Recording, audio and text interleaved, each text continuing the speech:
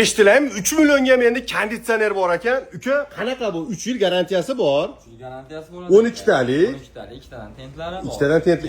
Inverterichi? Full dus inverter bo'ladi. Inverteri ham bormi? Bor.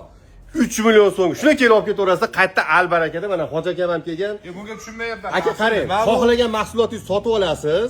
Qarang, xohlagan mahsulot sotib olasiz. Shu yerga telefon raqamingizni solib qo'yasiz. Har 25-chi, 5 ta dedik, yil davomida qilamiz. Har 25-da oyda. Bittani shunday tanlaymiz. Xohlagan narsa olgansiz. 100 millionlik narsa olgan bo'lmaysizmi? Ana bitta mahsulot. Shuni olib ketasizmi? O'sha shunday chiqib qolsa pulingizni qaytib olasiz yo yana bitta mahsulot olib ketaverasiz. Masalan 100 millionlik narsa olgan bo'lsam, shuni puli qaytarib beriladi. Qaytarib ham beriladi. Faqat bittadan mahsulotga solasiz. Bitta xolodilnik, bitta konserv, bittalar solasiz. Yutish imkoniyatingiz ko'p bo'ladi. Bo'lmasa 10 ta xolodilnik olsam 10 ta nomerini qo'yaman. 10 ta nomer qo'yasiz. Mazza-yu. Yana nimalar aksiyada gapiring tez. Kunlarimiz bor aka. Ha, kunlik. Menga 1 million 300 mingga sotib 800 qilib berdim endi. Savdo urishib qolamiz endi. Qani adolat?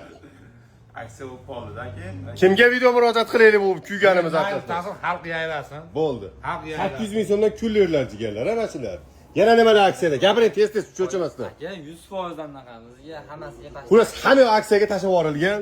Mana shu meni bo'yimdan baland xolodilniklar 4 million bo'lib ketdimi? Yo'q, yo'q. Siz qimmatga olgan ekansiz. 4,5 million. Qancha? 4,5 Bir mashq kattasi 4,5 million so'm. garantiyasi bor. Bunisi 4 million so'm. Hammasi aksiya narxlarni sindirib pachanch qilib yuborgan. Ariston kerakmi, xolodilnik kerakmi, televizor kerakmi, konditsioner kerakmi? Butun hamma yoqqa o't qo'yib yubordi. Boshqa do'kondaglar meni so'kib yurmanglar bitta voydanglar. Aytmay, meni aybim yo'q.